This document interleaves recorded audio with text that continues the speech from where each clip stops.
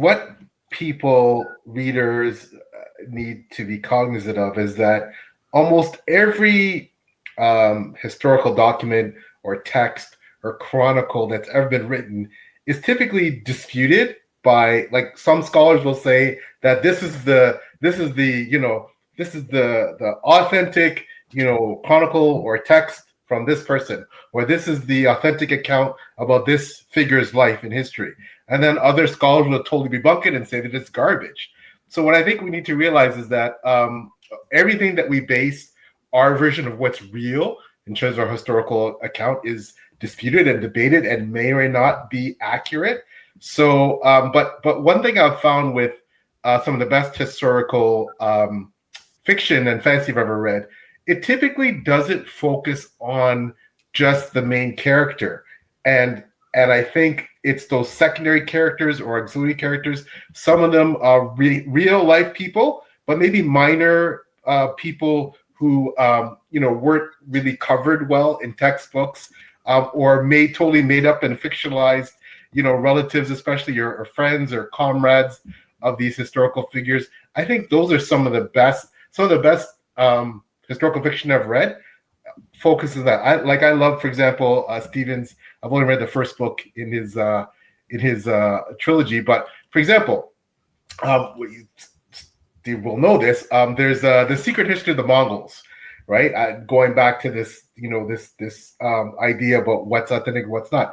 It was translated into Chinese characters in the 14th, 15th century, but its historicity has always been, it's all been controversial, right?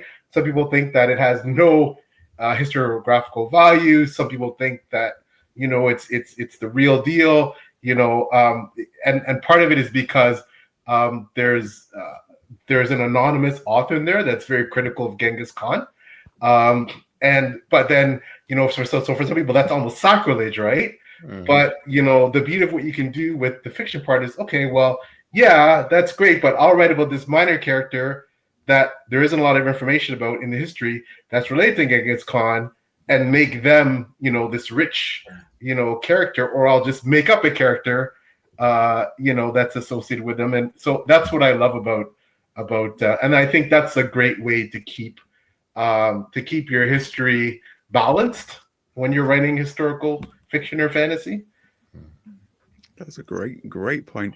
What about you, Philip? Where do you stand on the novel versus textbook thing?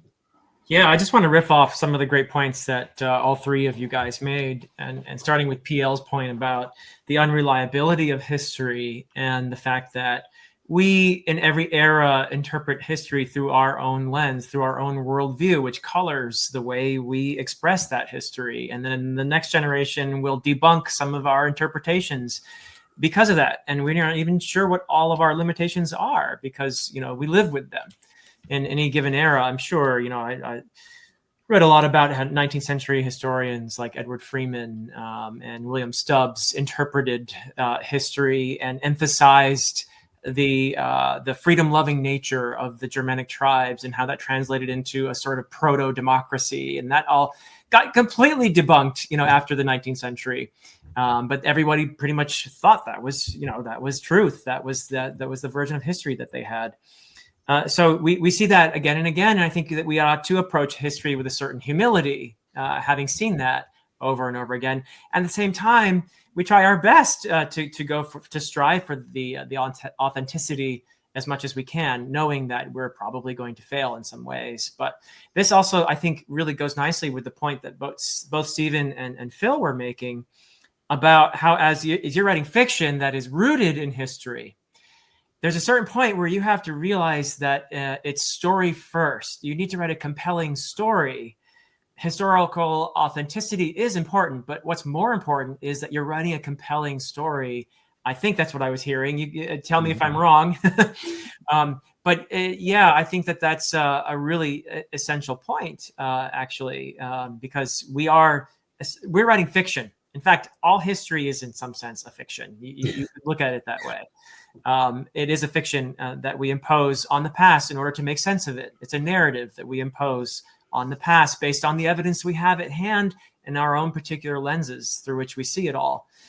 So I love that point that if you're writing a story that is rooted in history, you really have to emphasize that it is a compelling story first. And if that involves tweaking things a bit here and there, like right now I'm reading, along with PL, actually, PL and I are doing a buddy read of Bernard Cornwell's The Warlord Chronicles. Fantastic trilogy. Fantastic trilogy. So good. How historical is this?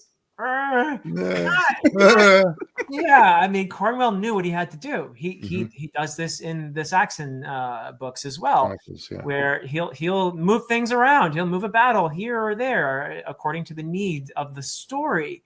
A lot of this is really more.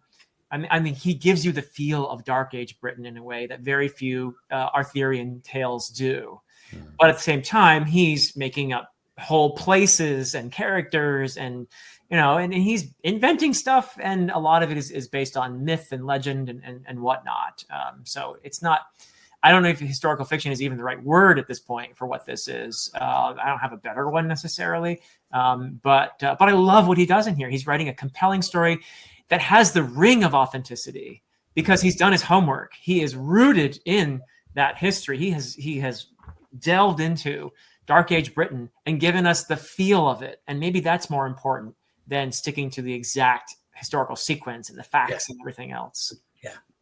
So are we saying then that when it comes to writing successful, a novel with historical elements in it, is it more successful if it is deemed to be authentic rather than accurate? Would you say that that's fair? I think that's a good way to put it. Yeah. Yeah.